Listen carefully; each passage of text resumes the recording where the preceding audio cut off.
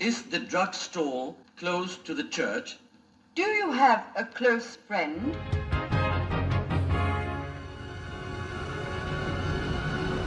Bienvenidos a Corto Maltés, somos Agustín. Antes de hablar del gran final de temporada de Pluribus, quisiera que analicemos algunos detalles que quedaron en el tintero de los capítulos 6 al 8. Luego, al final del video, vamos a revisar algunos de los comentarios y teorías que ustedes nos dejaron en la caja de comentarios. Incluso varios acertaron correctamente lo que terminaría pasando en la serie. Hay algo que me dejó bastante descolocado del principio del episodio número 6, en el que veíamos a Diabeté en este casino de Las Vegas, y la gente actuaba de manera normal, yendo y viniendo, incluso bromeando entre ellos. Cuando vi esta escena en el tráiler, recuerdo que pensé que iba a ser una especie de flashback, pero resultó que las personas sí pertenecían a la mente colmena, solo estaban actuando. Pero ¿cómo es que imitan tan bien a la humanidad? Mostrar algo que no son no es una forma de mentira. ¿Y no era que ellos no mentían? Bueno, en realidad actuar no es lo mismo que mentir. Actuar implica una representación consciente de algo para beneficio del espectador, mientras que mentir, por otro lado, es ocultar información importante o engañar de manera deliberada para beneficio propio. En otras palabras, la diferencia está en la intencionalidad de la acción. Pero eso lleva inevitablemente a pensar que si pueden disfrazar la verdad de manera convincente, de manera verosímil, podría ser interpretado como un tecnicismo para la mentira. Aparte, distraer la atención de los protagonistas de las cosas importantes o de acciones que puedan perjudicar al colectivo, parece ser más bien una táctica frecuente, como luego veríamos en el episodio número 8 con el restaurante favorito de Carol.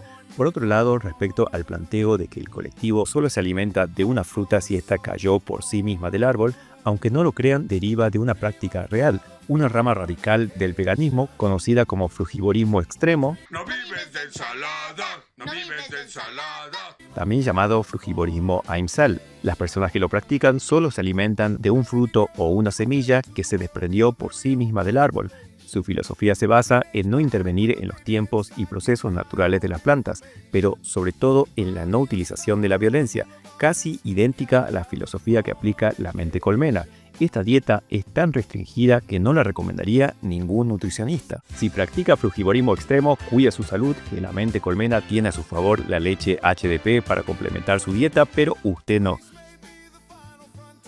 El 7 se sintió como un capítulo puente, algunas personas llegaron a decir que era un capítulo como de relleno, pero la verdad es que tenía cosas bastante interesantes para decir. Aquí vimos la dualidad, el contraste entre Carol, que se rinde de momento a las comodidades que le ofrece la mente colmena, y un Manuzos que debe renunciar a la seguridad de su hogar y sus objetos de valor para encaminarse a través de territorios hostiles. Vince Gilligan esta vez no utiliza filtros naranjas ni amarillo para retratar un paisaje de Latinoamérica, y vemos pueblos pintorescos, playas espectaculares y selvas frondosas, pero no pertenecen a Sudamérica, ya que el capítulo fue filmado principalmente en las Islas Canarias, del otro lado del océano. Incluso aparece un personaje hablando con un acento propio de esas islas. Puede ser un buen sitio para que tome un descanso.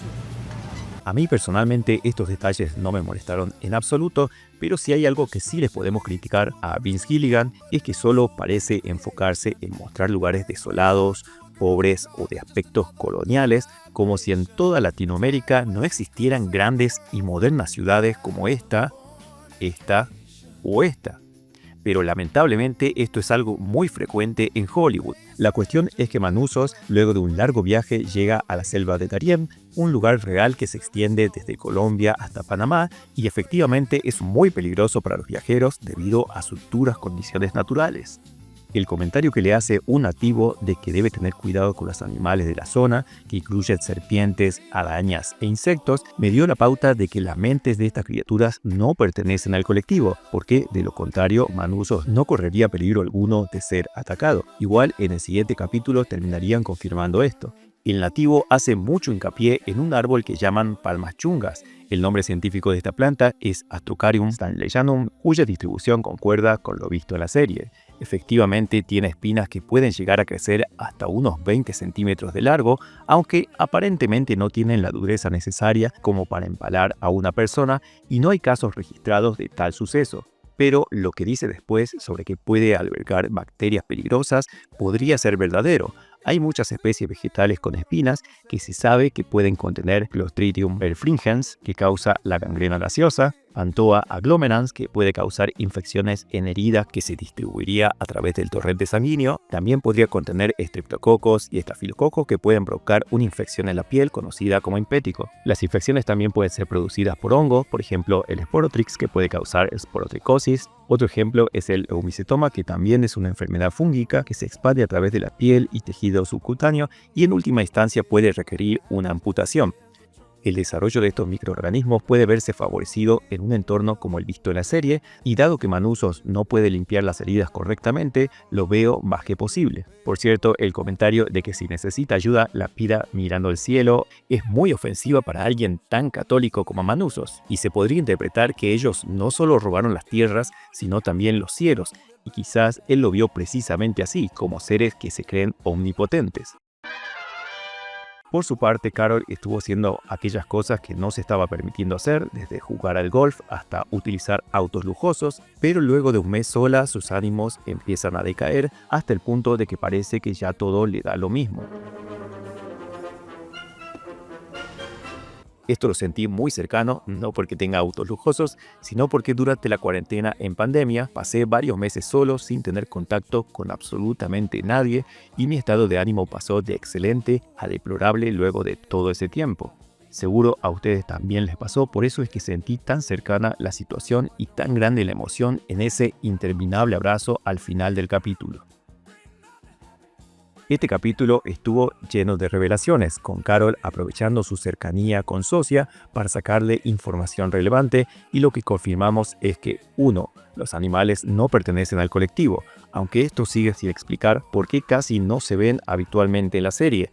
Yo tengo la teoría de que las ondas que están emitiendo alteraron los ciclos normales de los animales, como por ejemplo las aves, y estas terminaron migrando en distintas direcciones. 2. No conocen a sus creadores. Aunque ya lo dijeron en el capítulo 1, aquí queda definitivamente sellado el hecho de que ellos sí saben de qué planeta vienen, conocen la distancia, pero esos son conocimientos que ya tenían los astrónomos que asimilaron. Más allá de eso, no conocen si hay otros seres iguales, pero sienten el impulso de intentar comunicarse con ellos y expandir la señal al siguiente mundo todo lo que puedan, tal y como comenté en las teorías del video anterior. Para ello, desarrollarán una super antena. Con esto se cumpliría una teoría que me dejaron en los comentarios y que vamos a revisar más adelante. 3. No duermen en todo el mundo al mismo tiempo. Esto tiene mucho sentido porque los horarios de sueño de las personas están determinados por el lugar en el mundo en el que se encuentran. Los ciclos de luz y oscuridad se van intercambiando conforme se produce la rotación de la Tierra, y de esta manera siempre van a estar despiertos una cantidad importante de personas conectadas al colectivo, mientras que el resto duerme, restaurando así sus funciones físicas y mentales para las actividades que sean requeridas en el siguiente día. Y la más importante, 4. Comunicación mediante ondas. Esto es algo que ya lo veníamos barajando. La comunicación entre las personas de todo el mundo se produce en una misma frecuencia que comunica emociones, sensaciones, conocimientos y decisiones de manera casi instantánea, sin requerir de satélites ni medios electrónicos para hacerlo posible, solamente amplificando y sincronizando las ondas cerebrales ya existentes mediante procesos puramente biológicos. Esta onda es análoga a las ondas de radio, por lo que es posible captarlas y quizás decodificarlas. Eso confirma que lo que detectó Manhusos en su radio era precisamente esa frecuencia específica de ondas. Interferir en esa frecuencia sería una forma de sabotear la comunicación entre individuos del colectivo. Y llegamos al capítulo final. El encuentro entre Manhusos y Carol fue exactamente como pensamos que iba a ser, y nos encanta que se lleven tan mal porque de eso se trata. A diferencia del colectivo, siempre complaciente y siempre igual entre sí, el contraste y el roce entre ambos es muy alto. Entonces, para tener éxito en su objetivo en común, van a tener que aprender a convivir y a complementar sus capacidades. Veamos algunos de los detalles que nos dejó el capítulo final. Al principio vemos cómo Kusimayu es la primera de los inmunes en ser asimilada. Ya desde los primeros capítulos ella había manifestado su decisión de ser parte de la mente colmena, y ahora se había logrado sintetizar con éxito la sustancia para convertirla. La escena se nos muestra a modo de ritual en el que la comunidad canta para confortarla y aliviar sus nervios. Luego, cuando finalmente su individualidad se pierde en la marea del colectivo, una sonrisa se dibuja en su rostro. En este preciso instante vemos cómo la comunidad deja de cantar, se separa y cada uno se va por su lado. Kusimayu se vuelve una más de la colmena y se pierde entre la multitud. Este es un momento muy triste porque significa la pérdida definitiva de otra cultura milenaria en cuestión de segundos. Con ella se pierden costumbres, tratos y el quechua como lenguaje, ya que el colectivo se comunica con pensamientos, no con palabras. La cabrita, que tenía un apego emocional con Cusimayú, queda sola mientras ella se aleja. Esto se opone directamente con lo que decía Socia en el capítulo anterior respecto al perro, por lo que parece que lejos de la mirada de los inmunes, la conexión con los animales parece no importar. ¿Será esta la prueba definitiva de que ellos sí mienten? Cuando un animal se niega a dejar a su antiguo dueño, lo cuidamos. Esa es una maldita mentira y tú lo sabes. El paraguas es una forma graciosa en la que Manusos intenta evitar que la mente colmena sepa de lo que están hablando, pero a pesar de sus esfuerzos, lo más seguro es que de todas maneras hayan sido escuchados a través del celular. Un símbolo de esto es que el paraguas tiene forma de antena de radio que apunta directamente en su dirección. Otro detalle a tener en cuenta es el color. Si se fijan, el color rosa del paraguas es el mismo que el de la camisa de Carol. Manusos está metafóricamente sosteniendo a Carol en ese momento de dudas. Después de todo, es por ella que él está ahí. Además, el rosa es el color que se opone, entre comillas, al amarillo y al celeste que asociamos con el colectivo, ya que se encuentra en el vértice opuesto de ambos, cosa que podríamos interpretar como un símbolo de resistencia, aunque en realidad el rosado forma una triada de color con el celeste y el amarillo, así que en el fondo es parte de la misma ecuación. Manusos es un personaje muy detallista y observador, tal es el caso que al ver la lápida en el patio de Carol, rápidamente dedujo lo que estaba pasando. La charla posterior con Socia se lo confirma, aunque me queda la duda si también le consultó respecto a la leche y su alimentación. Igual no es que sea algo de importancia porque aún así él está determinado a acabar con el colectivo por la razón o por la fuerza. Conforme pasan tiempo juntas, los colores de la ropa de Socia y Carol se van complementando. No es hasta la revelación de que utilizarán sus óvulos para poder convertirla que tanto los planos de cámara como los colores empiezan a diferenciarse entre sí, como marcando una grieta que se abre entre ambas separándolas por completo. Y hablando de óvulos, para pasar de esta única célula ploide, o sea con medio juego de cromosomas, hasta una célula madre embrionaria, con el juego completo de 46 cromosomas, tiene que pasar una de dos cosas. Cosa 1, que se realice una fecundación mediante un espermatozoide, o cosa 2, una transferencia nuclear, esto es, reemplazar el núcleo del óvulo por un núcleo de una célula adulta, que es lo que más probablemente haga el colectivo.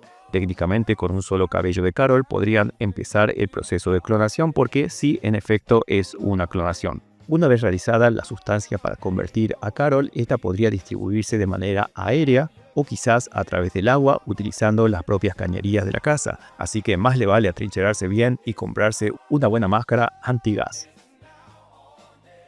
En el video anterior nos compartieron muy buenas teorías y planteos en la caja de comentarios que vamos a ver y analizar a continuación. Diego Domínguez Tapia dice, ¿qué opinas de lo siguiente? ¿Qué sucedería si el host del virus no es en realidad el cuerpo humano, sino la Tierra? Antes que nada, Diego Domínguez, perdón por no responderte, se me pasó tu comentario, así que lo voy a responder por acá. La teoría de que el principal huésped del virus es el planeta y no sus personas, sí la comenté en el video anterior, pero el planteo que Diego nos dice va un paso más allá. Los humanos, al igual que las células de un cuerpo enfermo, morirían incapaces de sostenerse a través del tiempo, pero para entonces la infección ya habría pasado al siguiente cuerpo celeste, fabricando una antena gigante. Efectivamente, una antena más grande permitiría recibir y enviar señales de radio al espacio profundo con mayor precisión. Un ejemplo de esto es el Observatorio de Arecibo en Puerto Rico, que constaba de una antena que tenía 305 metros de diámetro, 120 metros de altura y más de 900 toneladas, una auténtica locura. Este coloso fue un monumento a la astronomía por 60 años, y digo fue porque lamentablemente colapsó en el año 2020. Actualmente existe un radiotelescopio más grande en Guizhou, China, el FAST, cuyas siglas en inglés significa telescopio esférico de apertura de 500 metros, que como su nombre lo indica tiene 500 metros de diámetro. Su construcción comenzó en el año 2011 y se concluyó en el año 2016. Está constituido por 4.450 paneles individuales que pueden orientarse en la dirección requerida. Pero no es el más grande. En las montañas del Cáucaso, en Rusia, a una altura de 970 metros, se encuentra el Ratán 600, un radiotelescopio de 576 metros de diámetro que opera desde 1974, compuesto por 895 reflectores de radio rectangulares orientables de 7,4 metros de alto cada uno, una auténtica proeza de la investigación espacial. Otro factor a tener en cuenta para que la antena sea efectiva es que no haya focos cercanos de interferencia. Por eso las antenas suelen ser construidas en lugares desérticos, como las antenas de la red de espacio profundo de la NASA que se ven en el primer episodio. Entonces, una antena gigante construida, por ejemplo, en el desierto del Sahara, en África, sería extremadamente efectiva. El colectivo tiene los recursos y las personas para hacerlo, así que es posible que veamos algo así en la segunda temporada. Aunque, a mi entender, una antena gigante construida en el espacio sería, por lejos, una mejor opción. De hecho, ¿es posible que ya hayan empezado a hacerla? Diego no solamente planteó un punto interesante, sino que acertó correctamente las revelaciones que veríamos 2 semanas después en el episodio número 9. Josué Metzat nos dice que para él el virus no fue creado por una inteligencia avanzada, sino que el propio virus es la inteligencia avanzada, replicándose y perpetuándose a través de las estrellas. En ese caso, su inteligencia sería el resultado de un largo proceso evolutivo. Desde el punto de vista de la ficción me parece un planteo fascinante, pero desde la perspectiva de la ciencia no es algo que sea probable, porque un virus es básicamente una molécula, por lo tanto es una estructura demasiado limitada para albergar algún tipo de razonamiento lógico. Asteriando nos comenta que no le cuadra para nada la teoría de The Twilight Zone, y razones no le falta, porque como bien nos corrige, las ondas de radio se empezaron a emitir desde la Tierra al espacio hace relativamente poco. Las primeras pruebas fueron realizadas por Guglielmo Marconi entre 1895 y 1897 a través del canal de Bristol en el Reino Unido, o sea, hace unos 150 años aproximadamente, en contraposición con los 600 años luz de distancia que hay entre el planeta emisor y el planeta Tierra. Se podría teorizar respecto a una anomalía espacial que curva el espacio-tiempo y envíe las señales al pasado remoto, pero es algo medio rebuscado. A favor de la conexión con la serie, lo que sí puedo asegurar es que el propio Vince Gilligan confirmó que el apellido de Carol, Sturka, es precisamente debido a ese capítulo de La Dimensión Desconocida, lo cual es un muy buen guiño, aunque no pasaría del homenaje. Por otro lado, hicimos la tarea y ya vimos el capítulo de Futurama llamado Obsoletamente Fabuloso. Como siempre en esta serie, abunda el humor y los planteos ingeniosos. La teoría de Asteriando es que, al igual que pasó con Bender en ese capítulo, todos los eventos de la serie estarían ocurriendo en la mente de Carol, que ya contrajo el virus, pero que se niega a ser asimilada, creando las situaciones por las que pasa como un mecanismo de defensa, mientras el virus busca que ella lo acepte voluntariamente. El capítulo de Futurama es excelente y yo por mi parte recomiendo el episodio de la segunda temporada de Rick y Morty llamado Morty Night Run, en el que hay un juego que al conectarse te hace creer que tu vida fue un sueño y que los eventos dentro de la simulación son los reales. El jugador vive toda una vida completa dentro de la simulación, aceptando que es auténtica, y al morir vuelve a su vida anterior, en la que no pasaron décadas sino apenas unos minutos. Tony BC dice que cree recordar que los otros niegan ser extraterrestres. Volví a ver el primer capítulo y efectivamente es lo que dicen, aunque no descartan que puedan existir en otro planeta.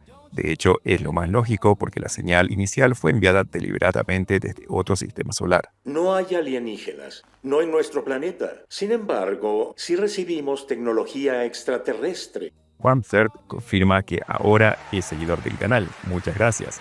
Al igual que yo, quedó confundido con la bomba nuclear del final de temporada. Él cree que en realidad podría ser un dispositivo para generar un campo electromagnético, cosa que se relaciona con los libros que estaba estudiando Manusos. Y yo por mi parte pienso que está en lo cierto. Más adelante les cuento mi teoría. Por otro lado, también dice que no le gustó en absoluto que la mente colmena utilice todo su poder simplemente para jugar el cricket con Carol. Teniendo a su disposición las mentes de los mejores psicólogos del mundo, no parecen hacer el mínimo esfuerzo para manipularla de manera efectiva e irrefutable. Es algo que no había pensado y la verdad que tiene toda la razón. MMGC 91 dice que no tiene sentido que le queden 10 años a la colmena. Supongo que se refiere al hecho de que a medida que las personas conectadas vayan muriendo, los sobrevivientes restantes tendrían más materia prima para procesar. Yo había pensado exactamente eso, pero luego recordé que la leche que consumen, además de la proteína humana, tienen vitaminas, minerales y otros nutrientes provenientes de cultivos, frutas y verduras. Como ya no están produciendo nada nuevo en el campo, solo pueden utilizar las cosechas que tienen almacenadas hasta que se les agote.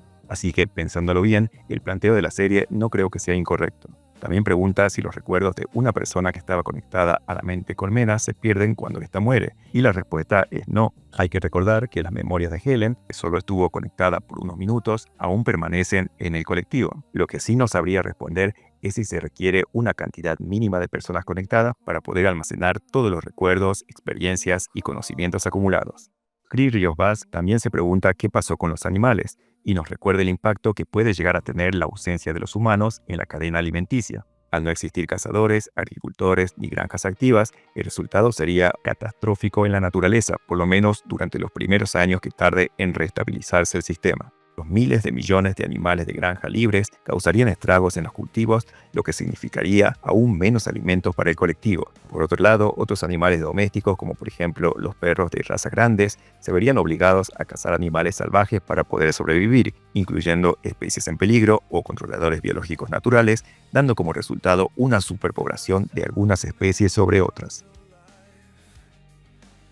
El tema de la bomba atómica al final del capítulo me dejó descolocado. ¿Por qué?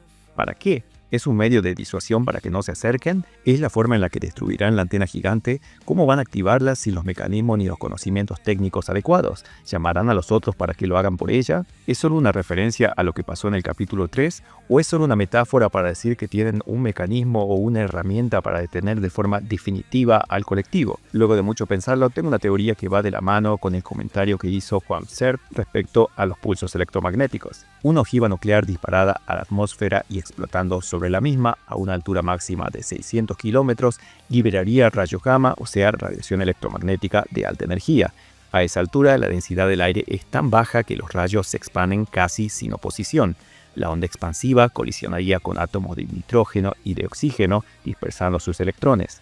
Estos electrones alteran el campo magnético natural de la Tierra y el resultado es un poderoso pulso electromagnético táctico, que en el caso de la serie, además de dañar los dispositivos electrónicos, afectaría los patrones de ondas cerebrales de la mente colmena, por lo tanto quedarían incomunicados, aunque no hay forma de saber si de manera definitiva. Este procedimiento existe en la vida real y se lo conoce como una bomba atómica arcoíris porque el pulso electromagnético resultante genera auroras boreales. ¿Aurora boreal? ¿En esta época del año, a esta hora del día, en esta parte del mundo? Como las que vimos en el principio del episodio 3. Así que quizás ese flashback fue precisamente un guiño al uso de este mecanismo. Por cierto, adivinen qué país fue el único que estalló no una, sino varias ojivas nucleares en el espacio, alterando el campo magnético de la Tierra en los años 60. Sí, es ese que están pensando. ¡America! ¡Woo! Si no me creen, googleen Operation Fishbone y después me cuentan. Otra cosa que podríamos ver en la segunda temporada es a Manuzos mejorando su técnica para liberar a las personas de la mente colmena, utilizando las ondas de radio en la frecuencia de cubierta. Para entonces ya podría contar con el conocimiento técnico necesario como resultado del estudio exhaustivo de los libros relacionados.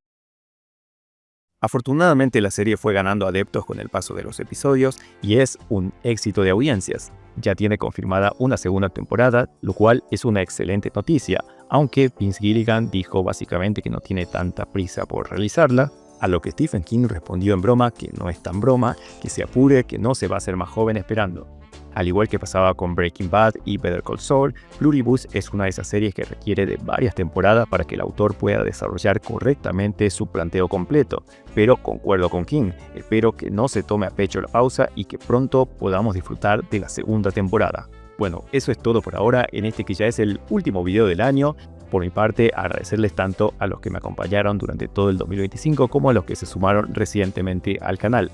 Espero que encuentren interesante el contenido disponible y aquellos nuevos videos que iré subiendo próximamente. Si este video les gustó, no se olviden dejar un buen like que siempre ayuda mucho a que este canal pueda seguir creciendo. Asimismo, pueden compartir sus teorías y comentarios para seguir debatiendo sobre esta apasionante serie. Y también pueden dejarme sus recomendaciones de qué series, películas o temas les gustaría que tratemos y que analicemos aquí en el canal.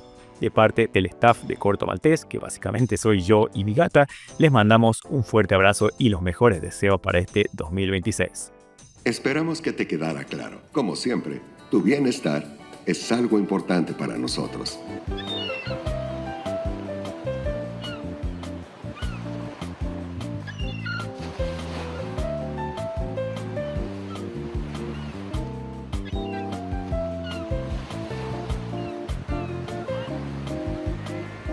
Is La Plata close to Buenos Aires?